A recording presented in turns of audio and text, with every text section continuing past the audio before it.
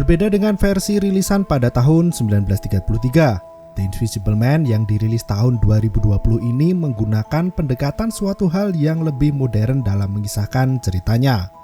Disutradarai oleh Leigh Whannell, The Invisible Man dikemas dengan menyelipkan nuansa percintaan yang abusive dan diakhiri dengan woman empowerment. Mengisahkan tentang seorang wanita yang bernama Cecilia. Waktu itu menunjukkan pukul 3:42 pagi. Sudah waktunya bagi Cecilia untuk memulai misi yang sudah ia rencanakan. Cecilia mulai mengambil obat penenang narkotika berjenis diazepam. Setelah memastikan suaminya tertidur lelap, Cecilia mulai membersihkan semua jejak kejahatannya. Nampaknya ia telah mencampur beberapa tablet diazepam ke dalam minuman suaminya. Sembari membersihkan jejak perbuatannya, Cecilia membungkus semua peralatan yang ia sembunyikan dengan rapi di lemari pakaian. Ia pun mulai mengendap-endap untuk keluar dari rumah suaminya sendiri. Agar upaya melarikan dirinya tak ketahuan, ia pun memutar CCTV di kamarnya ke arah Adrian dan terus mengontrol pergerakan Adrian dari CCTV. Beberapa CCTV dan alarm bahaya di rumahnya ia matikan. Dan tanpa sengaja, Cecilia menginjak tempat makanan anjing dan membangunkan Adrian. Dia pun mulai panik dan segera bergegas untuk melarikan diri. Sesampainya di luar rumah, ia disambut oleh anjing kesayangan suaminya yang bernama Zeus. Tak tega melihat kalung yang mengikat Zeus, Cecilia pun melepaskan kalung di leher anjingnya itu. Naasnya, tangan Cecilia justru menyenggol mobil mahal dan alarm mobil pun berbunyi. Adrian segera bangkit dari alam tidurnya dan mulai berkejaran dengan istrinya yang sudah kabur. Setelah melewati hutan, Cecilia akhirnya sampai di jalan dan menunggu adiknya, Emily, yang datang menjemputnya. Saking gugupnya, Cecilia tak sadar bahwa obat diazepam yang ada di dalam tasnya terjatuh ke tanah. Saat ia berhasil masuk ke dalam mobil bersama Emily, Adrian tiba-tiba menyergap mobil Emily dan memecahkan kaca depan untuk mengeluarkan Cecilia dari sana. Tanpa basa-basi, Emily langsung tancap gas meninggalkan Adrian dalam gelapnya malam. Adrian yang menemukan obat diazepam tentu naik pitam. Ya, siapakah psikopat yang sebenarnya? 2 minggu setelah peristiwa lari dari kenyataan, maksudnya lari dari rumah Adrian, Cecilia tampaknya masih trauma. Ia tinggal di rumah sahabatnya yang berprofesi sebagai polisi yang bernama James. James memiliki seorang anak perempuan yang juga turut menjaga Cecilia yang bernama Sydney. Kondisi Cecilia masih mengalami traumatis cukup parah, menyebabkan ia tak pernah mau keluar dari rumah James. Cecilia merasa dihantui dan diikuti oleh Adrian, hingga akhirnya Emily datang ke rumah James untuk memberikan kabar gembira. Emily menunjukkan artikel berita yang memperlihatkan di mana suami gila Cecilia telah meninggoy. Perasaan sedih namun juga lega menyelimuti hati Cecilia. Dirinya merasa telah lepas dari jeratan Adrian.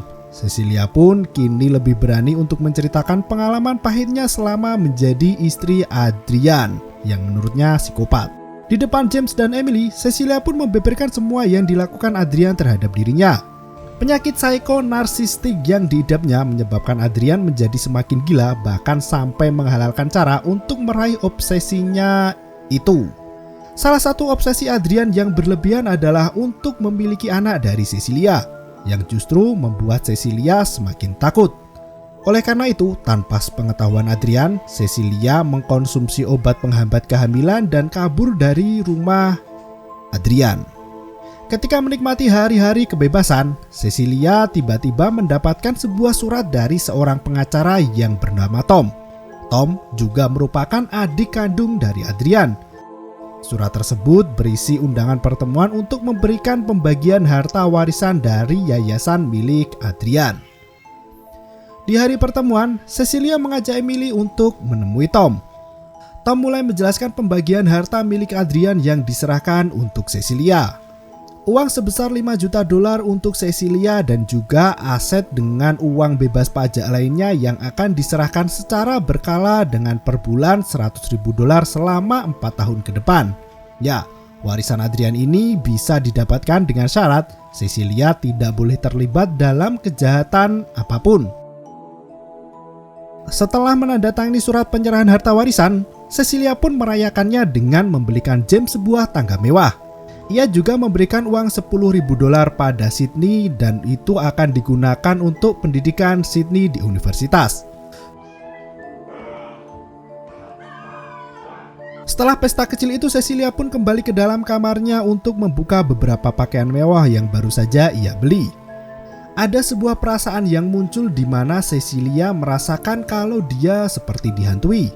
Cecilia masih meyakini bahwa Adrian membuntutinya. Ya, namun itu hanyalah perasaannya semata, karena menurut berita, Adrian sudah mati. Sampai pada malam berikutnya, Cecilia mendengar suara pintu yang terbuka. Ia mengira bahwa itu adalah James. Namun, ketika Cecilia melihat pintu depan rumah terbuka lebar, ia keluar rumah namun tak ada siapapun. Cecilia kembali ke dalam rumah dan mengunci pintu lalu tidur bersama dengan Sydney. Kejadian mengerikan mulai terjadi. Selimut Cecilia tiba-tiba bergeser dan lampu mulai berkedip dengan sendirinya. Cecilia pun terbangun dari tidur, namun ketika ia ingin mengangkat selimutnya, terlihat ada sepasang telapak kaki yang menginjak selimut itu. Telapak kaki itu mulai melangkah maju mendekati Cecilia. Ia pun berteriak histeris hingga membangunkan Sydney dan membuat James panik. Cecilia lantas menjelaskan kepada James bahwa ia melihat Adrian dalam keadaan invisible atau tidak terlihat. Namun penjelasan itu tak masuk akal dan tentunya James dan Sydney tak mempercayai penjelasan Cecilia itu dan hanya menganggap kalau Cecilia mengalami halusinasi karena dia masih trauma. Cecilia pun mengikuti wawancara kerja. Dia yang berprofesi sebagai arsitek diminta untuk menunjukkan hasil karya yang pernah dibuat.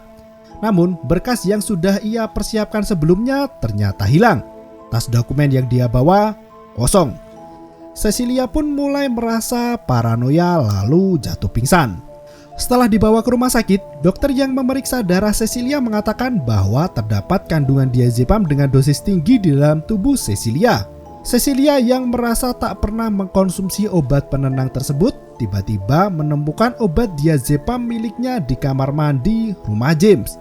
Hal tersebut terasa sangat janggal, karena botol yang ia temukan di rumah James sama persis dengan obat yang dia gunakan untuk membius Adrian. Dan pada waktu malam itu, botol tersebut sudah dibawa oleh Adrian. Keesokan harinya, Cecilia ditemani sahabat polisinya kembali menemui Tom untuk meminta penjelasan tentang Adrian. Cecilia merasa bahwa Adrian belum meninggoy. Cecilia tahu bahwa Adrian berhasil menciptakan pakaian optik yang dapat membuat pemakainya menjadi tembus pandang atau tidak terlihat. Namun, Tom kembali meyakinkan Cecilia bahwa Adrian benar-benar sudah meninggoy. Untuk memperkuat itu, Tom menunjukkan foto Adrian yang telah mati dan meyakinkan James jika Cecilia hanya mengalami halusinasi atas trauma psikis yang dialami.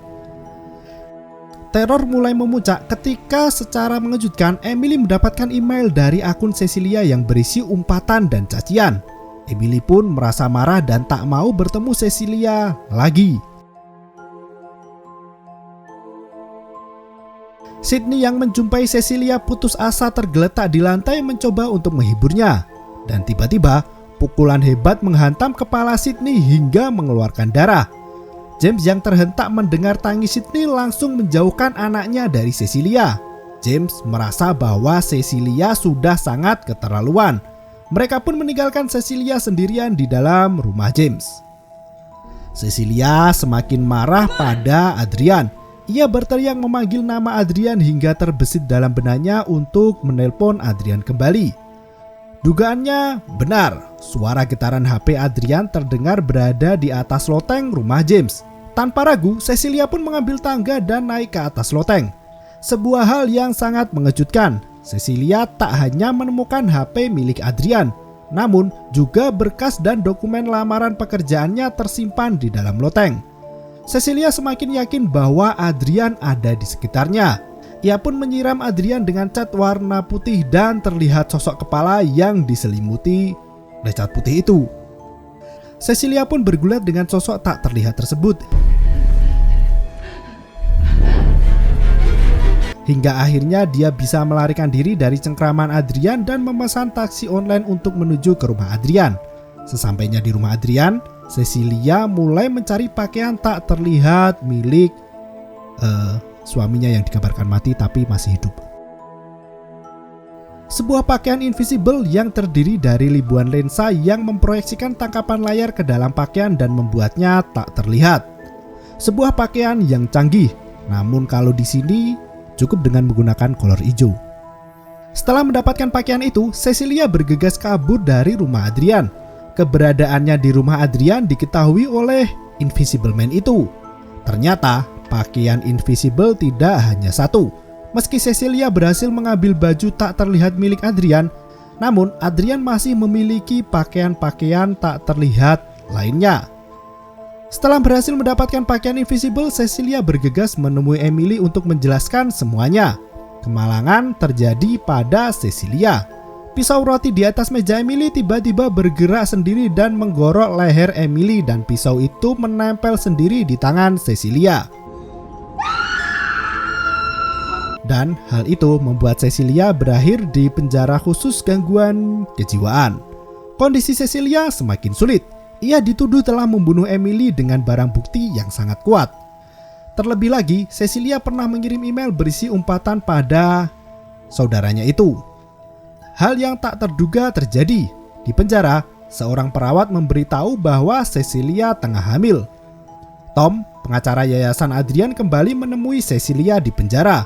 Dia menyodorkan dua pilihan. Cecilia kembali pada Adrian dan melahirkan anak Adrian, atau Tom akan mencabut dana warisan dan Cecilia membusuk di penjara seorang diri dengan kesalahan yang tak pernah ia lakukan. Cecilia yang masih bingung dengan apa yang terjadi semakin tertekan ketika mendengar penjelasan dari Tom bahwa Adrian telah mengetahui sejak lama tentang pil penghambat kehamilan yang diminum Cecilia. Ternyata dulu Adrian telah menukar pil penghambat kehamilan itu dengan sesuatu yang lain. Sontak, Cecilia yang tengah emosi membuang semua dokumen yang dibawa Tom dan mengusirnya dari penjara. Cecilia kembali ke dalam sel dan ketika malam tiba, dia mencoba untuk bunuh diri menggunakan pisau kecil yang ia dapat sebelumnya. Cecilia mengancam Adrian akan membunuh anaknya yang ada di dalam perutnya itu. Tentu bapak sosiopat narsistik itu tak terima. Adrian pun mulai menggenggam tangan Cecilia dan menghalangi Cecilia untuk bunuh diri. Ya, ternyata Adrian selama ini tak jauh dari Cecilia. Tak pendek akal, Cecilia pun langsung menyerang Adrian hingga pakaiannya rusak sebagian. Kegaduhan yang terjadi di dalam sel menarik perhatian para sipir. Satu persatu sipir yang masuk penjara dihabisi oleh Adrian. Namun sayangnya kostum Adrian tak sepenuhnya rusak. Pencarian Adrian yang sangat pelik, namun Adrian berhasil kabur menuju ke rumah James. Cecilia yang mengetahui hal itu langsung mengambil mobil milik Pak Tua yang tengah mabuk dan langsung menelpon James untuk memperingatkan bahwa Sydney dalam bahaya.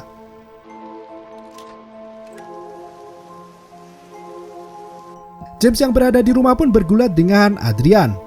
Meskipun Sydney selamat, namun ia harus melihat ayahnya babak belur hampir sekarat dianiaya oleh sosok yang tak terlihat, namun bukan kolor hijau. Hingga akhirnya Cecilia sampai ke rumah James dan langsung mengepak sosok yang tak terlihat dengan tembakan mematikan.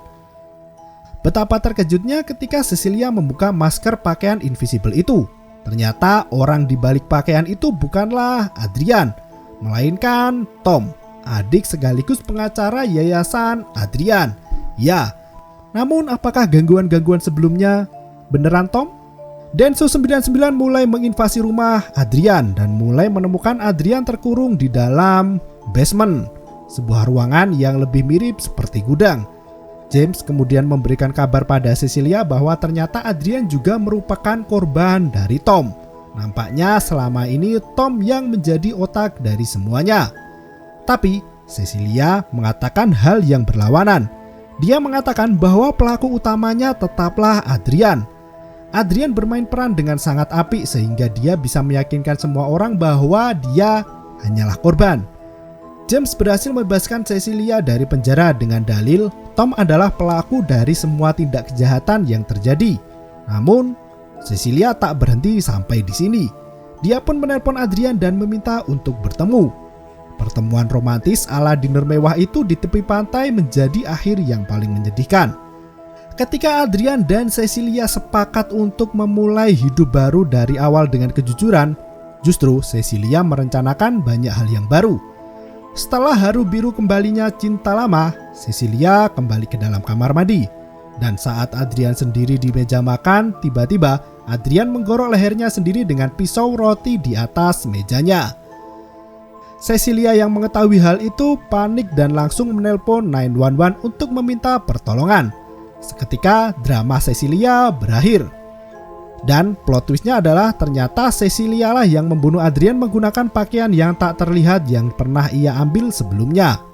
Dan dari sini cerita psikopat ini selesai. Sebagai seorang ahli teknologi, apa yang dilakukan oleh Adrian di sepanjang film ini pada akhirnya menjadi bumerang untuk dirinya sendiri. Terlebih dirinya yang menganggap bahwa ia adalah orang yang berkuasa terhadap sang mantan membuatnya lengah. Hal tersebut dimulai dengan bagaimana ia menciptakan lebih dari satu pakaian tembus pandang yang salah satunya berhasil disembunyikan dan digunakan oleh Cecilia untuk membunuh Adrian. Sebuah obsesi yang luar biasa pada Cecilia. Dengan meletakkan kamera pengawas di setiap sudut rumah pun dimanfaatkan menjadi bukti yang sempurna untuk menutupi jejak bahwa Cecilia yang telah membunuh Adrian. Ya, menurut Bang Supe ini cukup ngeri-ngeri sedap. Mirip dengan setan tapi dengan teknologi. Silahkan menonton dengan judul The Invisible Man 2020. Terima kasih.